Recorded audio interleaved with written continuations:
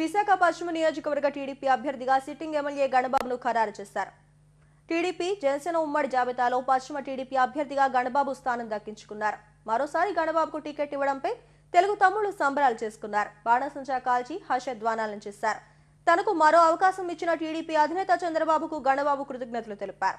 ప్రజలు చంద్రబాబు నాయకత్వాన్ని కోరుకుంటున్నారని అన్నారు. ప్రజా మద్దతుతో విజయం సాధిస్తానంటున్న ఎమ్మెల్యే గణబాబుతో మా chief reporter Lakshminarayana face to face.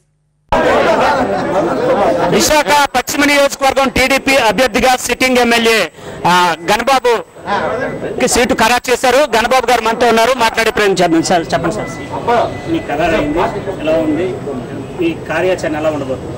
Chandrababu Naidu గారు ఈరోజు గతంలో కూడా సిట్టింగ్ ఎమ్మెల్యేలకు అందరికీ కూడా అసెంబ్లీ సమావేశాలు జరుగుతున్నప్పుడే ప్రకటించారు. అదే రకంగా ఇప్పుడు కూడా మరలా అవకాశం ఇవ్వడం వారికి, ముఖ్యంగా నారా లోకేష్ గారికి, రాష్ట్ర నాయకత్వానికి, ముఖ్యంగా చంద్రబాబు నాయుడు గారి నేతృత్వంలో గతంలో కూడా నేను 99లో కూడా మొట్టమొదటిసారి అవకాశం ఇచ్చింది చంద్రబాబు నాయుడు గారే. అదే స్ఫూర్తితో మరలా వారు ఇచ్చినటువంటి బాధ్యత 2014లో నియోజకవర్గ అభివృద్ధిని గణనీయంగా చూపగలిగాం. అందుకని ప్రజలు కూడా మంచి మెజార్టీతో గెలిపించారు. ఈరోజు ఈ ప్రభుత్వం ఏర్పాటైన తర్వాత అనేక ఇబ్బందులు, ఈరోజు ఆ ఇబ్బందులన్నీ ప్రజలు గ్రహించారు. ప్రజల వ్యతిరేకత తీవ్రంగా ఉండేటువంటి పరిస్థితి ఉంది. విశాఖ మహానగరంగా ఈరోజు అభివృద్ధి చెందేటువంటి కార్యక్రమంలో ఆ రోజు వేసినటువంటి అడుగులు, ఆర్థిక రాజధానిగా విశాఖపట్నానికి వేసిన అడుగులు ఈరోజు ఆగిపోయినాయి ఈ ప్రభుత్వం వచ్చాక. కాబట్టి అవి కొనసాగించడానికి కానీ, అభివృద్ధి కంటిన్యూ కావడానికి కానీ డెఫినెట్గా దోహదపడుతుంది. మరొకసారి చంద్రబాబు నాయుడు గారికి నా ధన్యవాదాలు. సూపర్ 6 గ్యారెంటీస్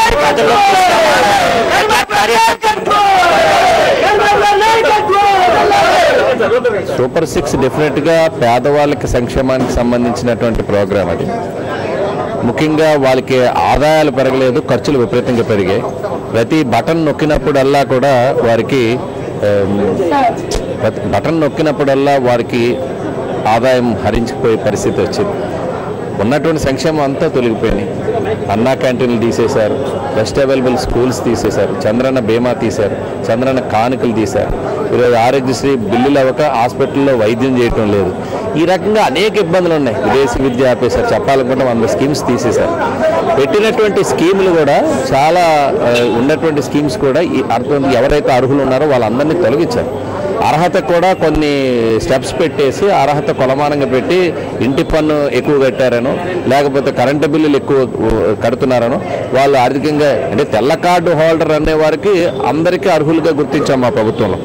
ఈరోజు తెల్ల కార్డు ఒకటే కాదు, మిగిలిన మళ్ళీ 4 రకాలుగా మరలా ఎంక్వైరీలు చేసి గతంలో లబ్ధి పొందేటువంటి ఏ లబ్ధి పొందారో ఆ అర్హుడు ఈరోజు అనర్హుడిగా గుర్తించి చాలా పథకాలు వర్తించట్లా. కాబట్టి ఈ వర్తించినటువంటి పథకాలన్నిటికీ కూడా ఈరోజు వాళ్ళందరికీ వర్తించే విధంగా, వాళ్ళకి మళ్ళీ ఒక భవిష్యత్తు మీద ఒక గ్యారెంటీ వచ్చే విధంగా రైతాంగానికి కావచ్చు, లేకపోతే వీళ్ళందరికీ కూడా ఇచ్చేటువంటి క్రమంలో మనం ఈరోజు ప్రోగ్రామ్స్ అన్ని తీసుకుంటున్నాం. అందులో సూపర్ 6 ఒకటి. అందులో సూపర్ 6 ఎవరైతే ఈరోజు ఆ రోజు ఆడబిడ్డ నిధి కావచ్చు, ఈరోజు ఏదైతే స్కూల్కి వెళ్ళే పిల్లలకు అమ్మ ఒడి ఇస్తున్నారు, ఆ అమ్మ ఒడిలో పుట్టేటువంటి పిల్లలందరికీ కూడా చదువు ఇవ్వాలి. అది చంద్రబాబు నాయుడు గారు. ఒక విద్యార్థికే ఈరోజు అమ్మ ఒడి వస్తుంది. అందుకే తల్లికి వందనం పెట్టాం. ఆడబిడ్డ నిధి కూడా 18 ఏళ్ళు పైబడినటువంటి మహిళ అందరికీ కూడా ఇవ్వాలనుకున్నాం. అదేవిధంగా ఏదైతే గ్యాస్ సిలిండర్లు చూడు కాస్ట్ డబల్ కాస్ట్ అయింది. 5 ఏళ్లలో 36,000 నుంచి 40,000 ఒక్కొక్క కుటుంబం మీద భారం పడింది గ్యాస్ వల్ల.